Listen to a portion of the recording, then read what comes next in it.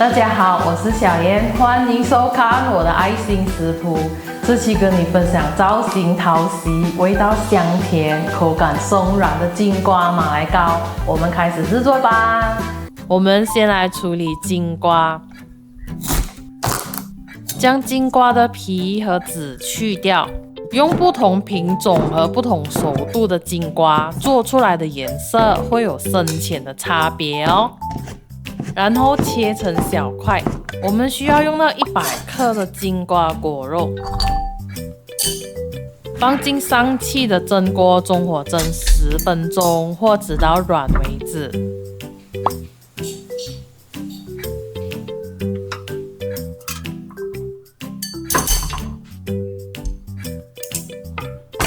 蒸好之后，用叉子按压成泥状，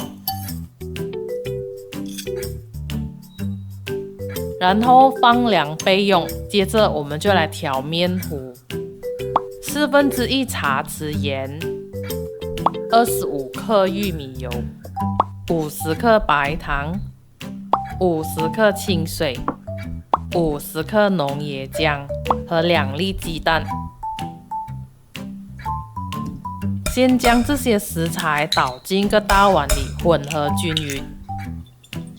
椰浆可以换成牛奶或淡奶，糖的分量也可以自由加减。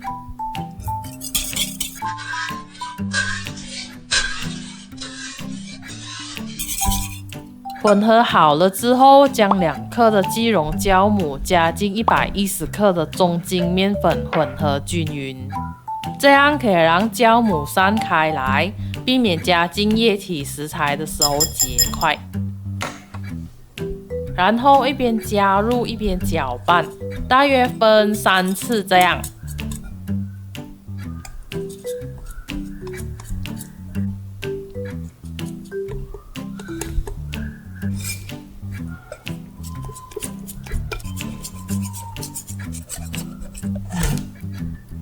面糊最后还是会有一点疙瘩的，所以我们需要过筛一遍，让面糊更顺滑。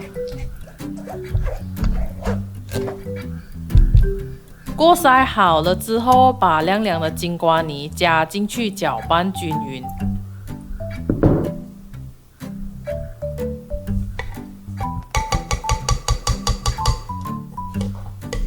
盖起来，放在室温发酵大约1个半小时，或发到2倍大。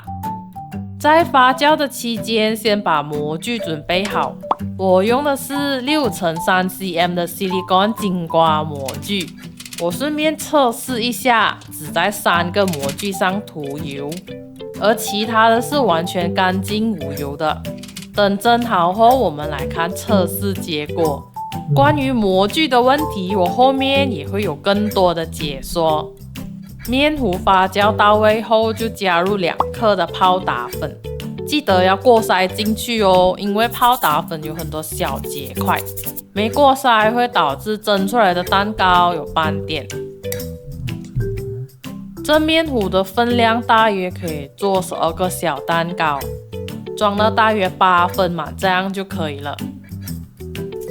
然后放进烤箱或用餐盖盖起来，避免表面风干，让它们静置大约20分钟，或发到差不多10分满。发酵的差不多的时候，就要先预热蒸笼，锅里要记得加入足够的水哦。蒸锅上气后，先转小火，才把模具放进去，避免手被蒸汽烫伤了。可以找多2只手来帮忙放，因为 silicone 模具比较软，需要用双手来拿才会比较好操作。关上蒸笼盖后，转大火蒸10分钟。蒸好后关火，一定要等5分钟后才能开盖，不然还不稳定的蛋糕突然接触冷空气会塌陷的哦。每次在打开蒸笼的时刻，心里总是有很多复杂的感受。看到它们都圆圆蓬蓬的，就很开心了。蒸好的蛋糕需要放凉后才脱模，不然黏膜的几率会很高。等凉透后，用手轻轻转圈，按压模具，再倒扣整理一下，蛋糕就能完美出来了。我刚才只在3个模具涂油罢了，但所有的蛋糕都能完美脱模，所以说 silicone 模具不涂油也不会粘的呢。最后插上葡萄干，看起来就更像小金瓜了。这金瓜马来糕的回弹力很好，按压起来手感像小海绵那样。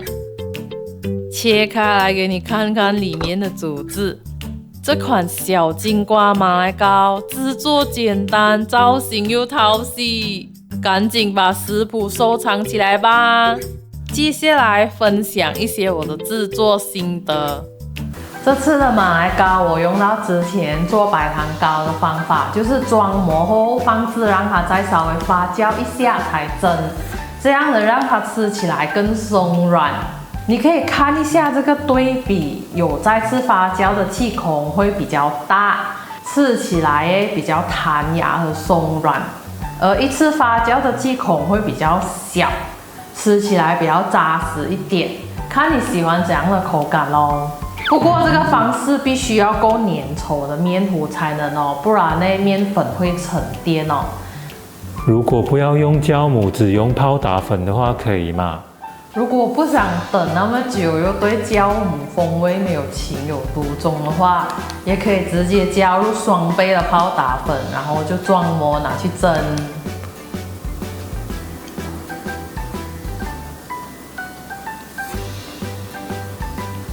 马来糕的特色对我来说是多了一份发酵风味的蒸蛋糕。这次我也有用不同的模具来做测试，其中纸杯不适合用来做蒸蛋糕，纸杯在遇到高温水蒸气后会跑形，导致蒸出来的蛋糕不太美观。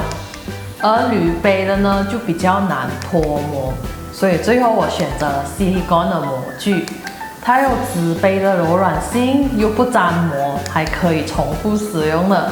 好啦，这期的分享就到这里。喜欢我们的内容的话，记得关注我们哦。我们下期再见，拜拜。